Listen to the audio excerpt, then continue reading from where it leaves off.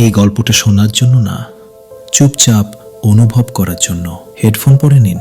রাত ঠিক ৩টা বাজলে আমার ঘরের বাতিটা নিজে থেকেই হালকা কেঁপে ওঠে। প্রথম কয়েকদিন আমি বিষয়টা পাত্তা দিইনি, ভেবেছিলাম পুরনো বাড়ি, পুরনো লাইন। কিন্তু অদ্ভুত ব্যাপার হলো, ঘড়িতে সময় দেখতাম প্রতিদিন ঠিক ৩টা ১ মিনিট। ১ মিনিটও এদিক ওদিক নয়। ঘরের কোণে একটা পুরনো আলমারি আছে, বাড়ির আগের মালিক রেখে গিয়েছিল। আমি কখনো খোলার চেষ্টা করিনি, কারণ ওটার সামনে দাঁড়ালে অকারণে গা ছমছম করত। এক রাতে দেখলাম আলমারির দরজাটা একটু খোলা। আমি নিশ্চিত জানি আমি বন্ধ করেই ঘুমোই। দরজাটা বন্ধ করলাম, লক লাগালাম। পরদিন সকালেও লক লাগানোই ছিল, কিন্তু রাতে আবার দরজাটা একটু খোলা। সেই রাত থেকেই ঘুমের মধ্যে একটা অনুভূতি হতে লাগলো, কেউ আমার ঘরে দাঁড়িয়ে আছে, কিন্তু কোনো শব্দ নেই, কোনো নিঃশ্বাসের আওয়াজও না, শুধু একটা অদ্ভুত উপস্থিতি। এক রাতে ঘড়ির কাঁটা ৩-এ পৌঁছানোর আগেই আমার ঘুম ভেঙে গেল। ঘরটা অস্বাভাবিক ঠান্ডা, শ্বাস নিলে বুকের ভেতর হিম লাগছে। বাতিটা হঠাৎ একবার জ্বলে,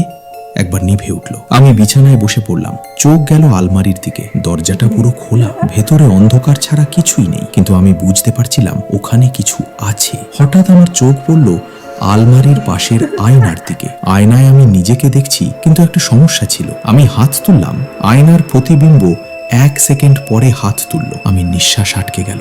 আমি মাথা নড়ালাম। প্রতিবিম্বটা এবার দেরি না করে হালকা হাসলো। আমি স্পষ্ট দেখলাম ওটা আমি না। আমি চোখ বন্ধ করলাম, মনে মনে বললাম এটা স্বপ্ন। কয়েক সেকেন্ড পর সব শান্ত, ঘর স্বাভাবিক, বাতি ঠিক, আলমারির দরজা বন্ধ। পরদিন ভোরে আলমারির সামনে মেঝেতে একটা জিনিস দেখলাম, ধুলোর উপর পায়ের ছাপ, খালি পায়ের ছাপ। সেই দিন থেকেই আমি আর রাত ৩টায় আয়নার দিকে তাকাই না, কারণ কিছু উপস্থিতি শুধু দেখার অপেক্ষায় থাকে, আর একবার দেখলে তারা আর আয়নায় থাকে না। আপনি কি কখনো রাত ৩টায় অকারণে ঘুম ভেঙে? কমেন্টে শুধু লিখুন ৩টা, দেখি কতজন অনুভব করেছেন।